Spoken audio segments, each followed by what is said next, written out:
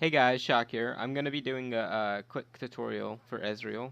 Um, Maybe a couple combos, some tips and tricks. The first thing you're gonna be wondering, all right, do I get a Dorn's Blade or a Longsword and 3 potions?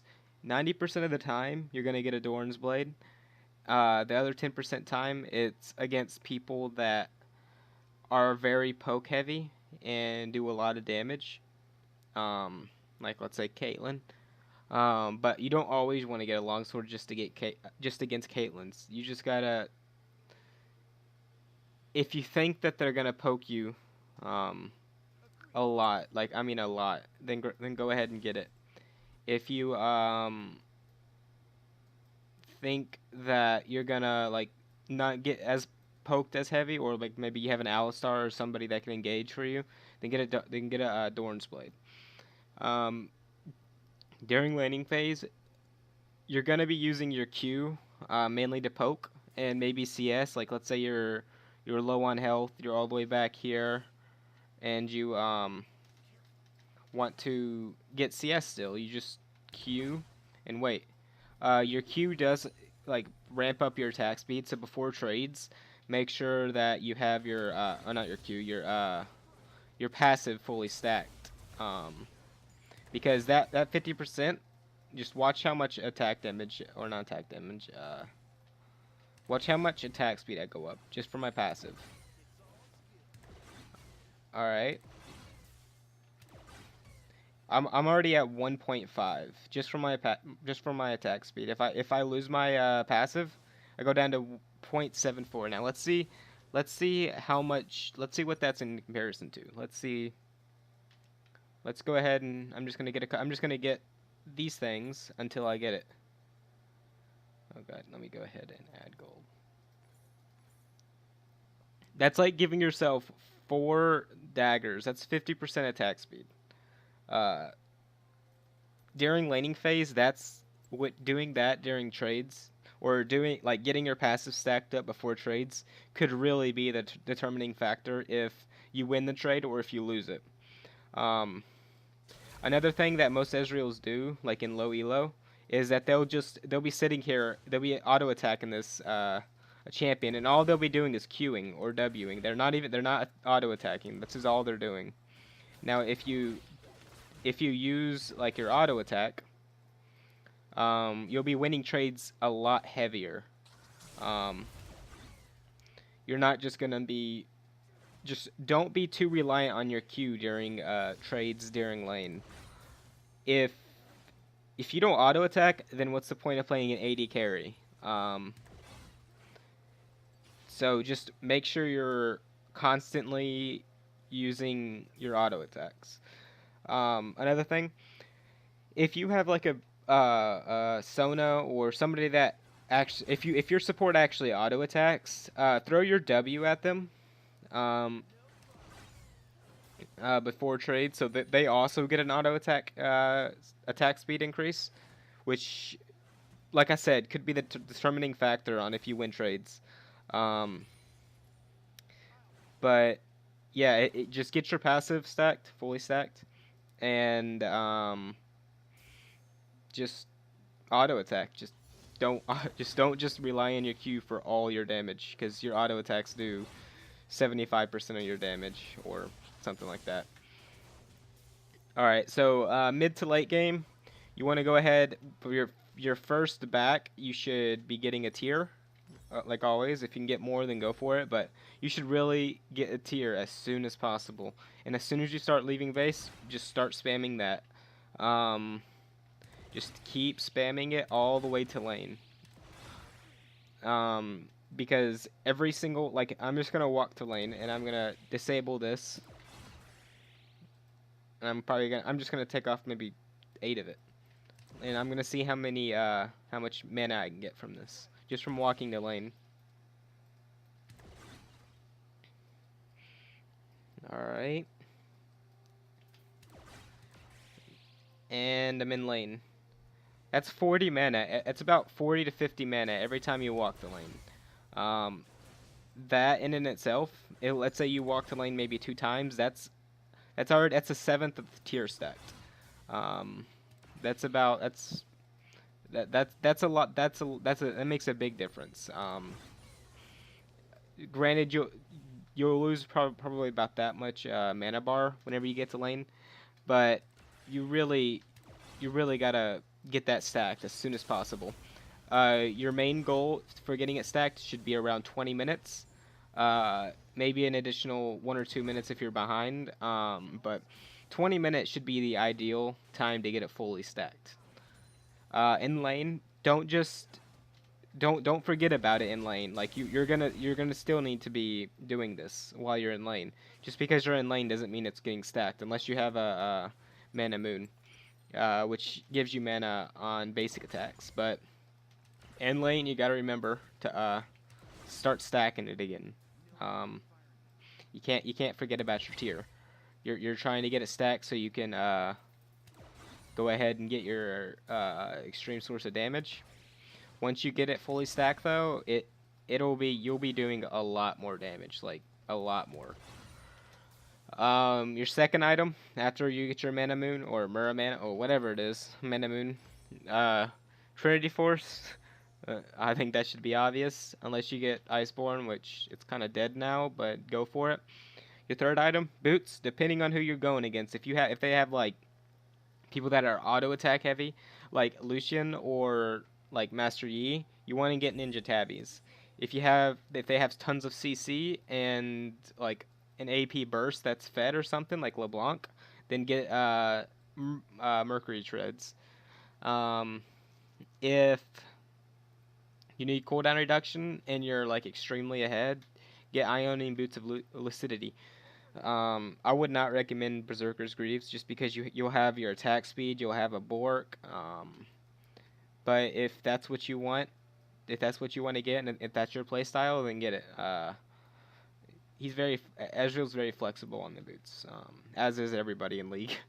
Your third item should be a Bork. Unless you're doing the tier into Bork Rush, which works pretty well.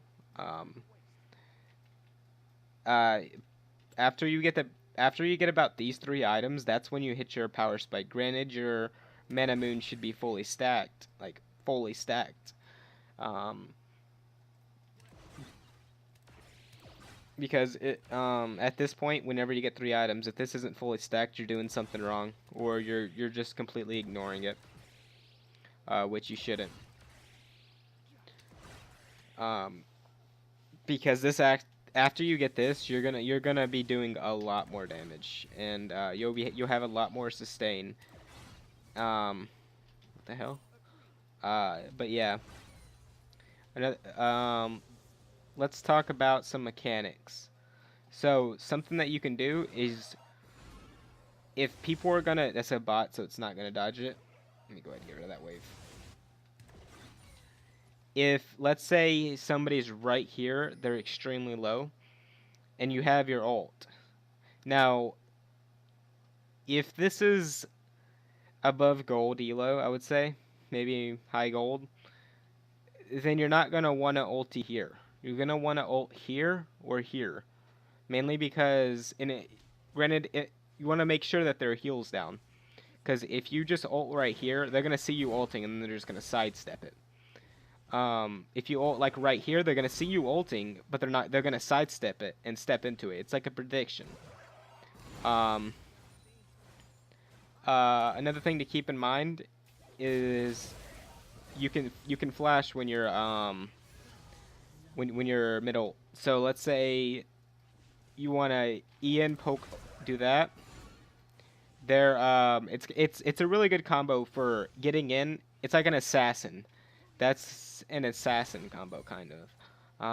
Because once you get late game, you're going to be doing a shit ton of damage. So you're going to want to try to abuse your damage as much as possible. You want to apply as much pressure with your Q, your ult, and the amount of damage you do.